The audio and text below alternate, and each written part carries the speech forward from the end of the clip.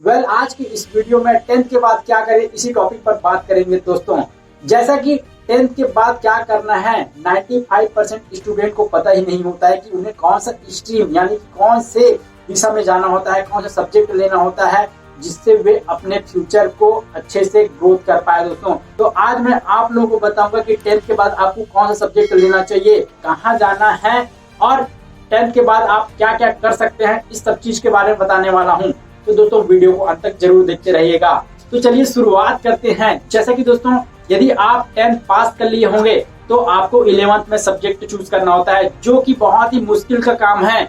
जैसे कि बहुत सारे लोगों को पता नहीं होता है, तब तक वहाँ मुश्किल होता है। लेकिन दोस्तों इस वीडियो के अंत तक आपको पता चल जाएगा कि आपको कौन सा सब्जेक्ट चूज करना है जिससे आप अपने करियर को बहुत ही अच्छे तरीके से ग्रोथ कर सकेंगे और आप अपने लाइफ में जहाँ पर भी पहुंचना चाहते हैं वहां पर पहुंच जाएंगे दोस्तों। तो दोस्तों आपको किस स्ट्रीम में जाना है, स्ट्रीम का मतलब होता है दोस्तों आपको किस दिशा में जाना है। 11th में एडमिशन के टाइम पर आपको सब्जेक्ट चूज करने होते हैं और वे सब्जेक्ट कौन कौन से होते हैं इसी के बारे में मैं आपको A to Z 1 by 1 करके बताता हूं दोस्तों। चलिए चलते हैं पहले स्ट्रीम की तरफ। पहला स्ट्रीम में आता है दोस्तों साइंस। साइंस में भी दो तरीके के आते हैं दोस्तों। यदि आप डॉक्टर बनना चाहते हैं तो आपको बायो लेना पड़ेगा, और जैसे कि यदि आप इंजीनियर बनना चाहते हैं तो आपको मैथमेटिक्स लेना पड़ेगा। आप बायोलॉजी ले या फिर मैथमेटिक्स ले, आपको उसके साथ दो कॉमन सब्जेक्ट जरूर मिलेंगे दोस्तों, जो कि है फिजिक्स और केमिस्ट्री। यदि आप मैथमेटिक्स लेते हैं जिसमें आपको गणित पढ़ना होता है, तो उसके साथ आपको फिजिक्स जिसमें आपको गति के बारे में, भौतिक विज्ञान के बारे में, इसके बारे में पढ़ना होता है, वह सब्जेक्ट आपको मिलते हैं दोस्तों। और उसी के साथ आपको केमिस्ट्री मिलता है, और केमिस्ट्री सब्जेक्ट में आपको रसायन, तरल पदार्थ, ठोस पदार्थ, पदार्थों के बारे में आपको बताया जाता है। तो आप बायोलॉजी ले या मैथ्स ले, आपको फिजिक्स केमिस्ट्री कॉमन है दोस्तों, यहाँ आपको पढ़ने ही होते हैं। और हिंदी और इंग्लिश तो सब्जेक्ट रहते ही हैं, यानी कि टोटली 5 सब्जेक्ट होते हैं जिसको आपको कुल मिलाकर आपको 11th में पढ़ने होते हैं दोस्तों, और यही जाके आपको 12th में पढ़ने होते हैं। अब दोस्तों यहाँ पर सब्जेक्ट चूज करते हुए आपको घबराना नहीं है कि मैथमेटिक्स तो बहुत हार्ड होता है या फिर बायोलॉजी बहुत हार्ड होता है, हम पढ़ नहीं सकेंगे। दोस्तों यहाँ बहुत ही अलग कॉन्सेप्ट होता है, और बहुत ही यदि आप पहले से समझ लेते हैं कि कठिन है तो कठिन ही लगेगा दोस्तों, लेकिन आपको समझना नहीं है, यहाँ बहुत ही इजी रहता है। अभी तक आपने जितने भी गणित पढ़े हैं दोस्तों 10th तक, उस गणित से थोड़ा सा हटकर यह गणित होता है दोस्तों। लेकिन 10th तक यदि आपको गणित आता है तब आप यहाँ आराम से ये जो 11th और 12th के गणित होते हैं और आगे के जो भी गणित होते हैं दोस्तों, वह आप आराम से पढ़ सकते हैं। वैसे ही बायोलॉजी में होता है। बायोलॉजी में मनुष्य के शरीर के बारे में पढ़ाया जाता है, जीव विज्ञान के बारे में पढ़ाया जाता है, जीव जंतु के शरीर के बारे में पढ़ाया जाता है, पेड़ पौधों के बारे में पढ़ाया जाता है दोस्तों। यदि आप ह्यूमन बॉडी और जीव जंतु इन्वायरमेंट से रिलेटेड इंटरेस्ट रखते हैं दोस्तों, तो आपको बायोलॉजी लेना चाहिए। अब ये तो बात हो गई साइंस की दोस्तों। जैसे कि आप यदि मैथमेटिक्स लेते हैं तो बाद में जाके आप इंजीनियरिंग कर सकते हैं, या फिर आप कोई भी सब्जेक्ट में जा सकते हैं, जो कि एक एडवांटेज होता है मैथमेटिक्स के लिए।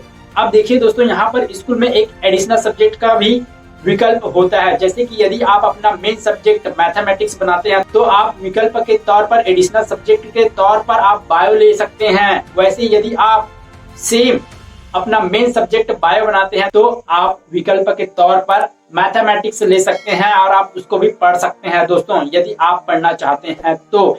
यह सभी स्कूलों में होता है यदि आप एडिशनल पढ़ना चाहते हैं। अब ये तो बात हो गई साइंस की दोस्तों। अब चलिए बात करते हैं दूसरे स्ट्रीम के बारे में। दूसरा स्ट्रीम है कॉमर्स दोस्तों। कॉमर्स में आपको फाइनेंशियल जानकारी, बिजनेस के बारे में, इकोनॉमिक के बारे में, लेन देन के बारे में पढ़ाया जाता है दोस्तों। यदि आप बिजनेस करना चाहते हैं फ्यूचर में, या फिर बिजनेस को समझना चाहते हैं कि बिजनेस में आगे कैसे बढ़ा जाता है, इकोनॉमिक को समझना चाहते हैं, यदि आपको अकाउंटिंग सब्जेक्ट अच्छा लगता है, फाइनेंशियल चीजों के बारे में जानना अच्छा लगता है, तो आपको कॉमर्स लेना चाहिए दोस्तों। क्योंकि कॉमर्स सब्जेक्ट लेकर भी आप फ्यूचर में बहुत ही अच्छी तरीके से अपना कैरियर को ग्रोथ कर सकते हैं दोस्तों। वहां पर आप सीए बन सकते हैं, किसी कंपनी के फाइनेंशियल एडवाइजर बन सकते हैं दोस्तों, जिसमें अच्छा खासा पेमेंट होता है और अच्छी खासी लाइफ सेटल होती है दोस्तों। तीसरा स्ट्रीम है आर्ट दोस्तों। आर्ट में बहुत सारे लोग जाते हैं और आर्ट में अच्छा खासा फ्यूचर स्कोप भी है, लेकिन आर्ट को बहुत अच्छी तरीके से आपको पढ़ना होगा। यदि आप ऐसे चीज में दिलचस्प रखते हैं जैसे कि मीडिया, पॉलिटिक्स या फिर लिटरेचर या फिर शिक्षक बनना चाहते हैं, तो आपको आर्ट लेना चाहिए दोस्तों, क्योंकि आर्ट से ही आप ये सारी चीजें कर सकते हैं।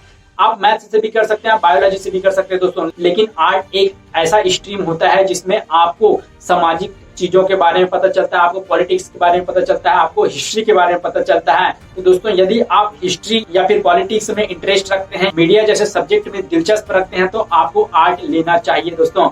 अब यहाँ पर मैंने आपको 3 स्ट्रीम बता दिए हैं। सबसे पहला स्ट्रीम था, साइंस में 2 रास्ते होते हैं, एक मैथमेटिक्स एक बायोलॉजी, जिसके साथ आपको 2 कॉमन सब्जेक्ट है, केमिस्ट्री और फिजिक्स पढ़ने ही होते हैं। और दूसरा स्ट्रीम है हमारा कॉमर्स। कॉमर्स में आपको फाइनेंशियल एजुकेशन, बिजनेस के बारे में, इकोनॉमिक्स के बारे में पढ़ा जाता है, अकाउंटिंग के बारे में पढ़ा जाता है।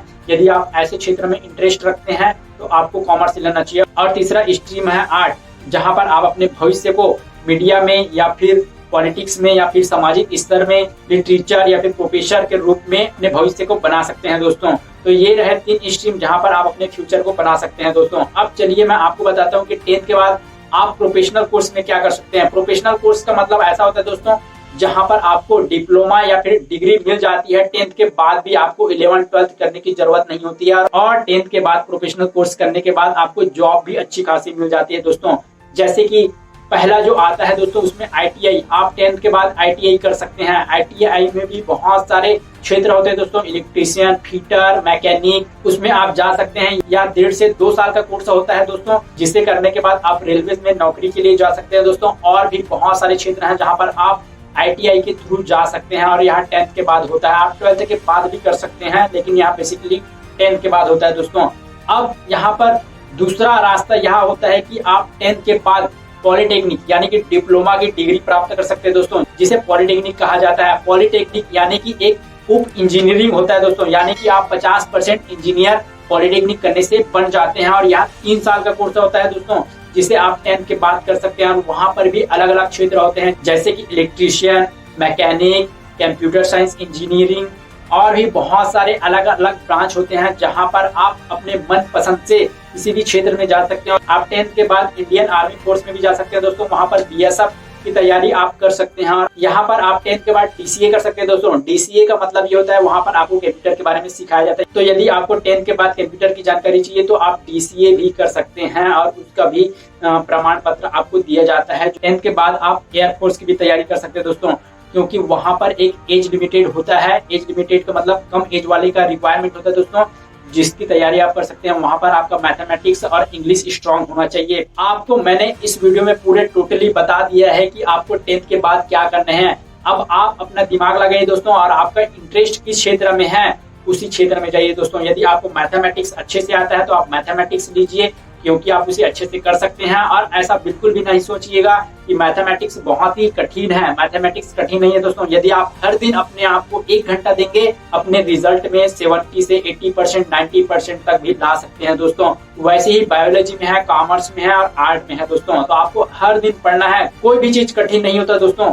यदि आप मान लेते हैं कि वह कठिन है तो वह कठिन है, और यदि आप मान लेते हैं कि वह सरल है तो वह सरल है दोस्तों। तो इसी तरीके से आपको अपने मन पसंद से सब्जेक्ट चूज करना है, ना कि अपने दोस्तों को देखकर कि मेरे दोस्त लोग ये सब्जेक्ट ले रहे हैं तो मैं भी लूं। क्योंकि स्टूडेंट को मैंने ज्यादातर देखा है कि स्कूलों में वे सब्जेक्ट तो ले लेते हैं, लेकिन वो कॉलेज में पढ़ाई नहीं कर पाते हैं और अपने सब्जेक्ट चेंज कर देते हैं। इसीलिए मैं कह रहा हूँ कि आप अपने इंटरेस्ट के हिसाब से सब्जेक्ट चूज करिए, और किसी के दबाव में भी सब्जेक्ट चूज ना करिएगा दोस्तों, कि आपके टीचर बोल रहे हैं या फिर आपके माता पिता बोल रहे हैं, आपके पड़ोसी बोल रहे हैं कि आप मैथ में होशियार हैं या फिर आर्ट में होशियार हैं। और सब्जेक्ट चुनाव से रिलेटेड यदि आप अपने टीचर से पूछना चाहते हैं तो पूछ सकते हैं, अपने अभिभावक से पूछना चाहते हैं तो पूछ सकते हैं, लेकिन सब्जेक्ट सिलेक्शन में पूरा 100% आपका मत होना चाहिए, क्योंकि आपके पढ़ाई को आपको ही करनी पड़ेगी, कोई और आपकी पढ़ाई को नहीं करेगा दोस्तों। तो आई होप दोस्तों आपको वीडियो पसंद आया होगा। यदि आपके दिमाग में अभी भी कोई कंफ्यूजन है दोस्तों, तो आप मुझे कमेंट करके पूछ सकते हैं, मैं उसका रिप्लाई जरूर दूंगा।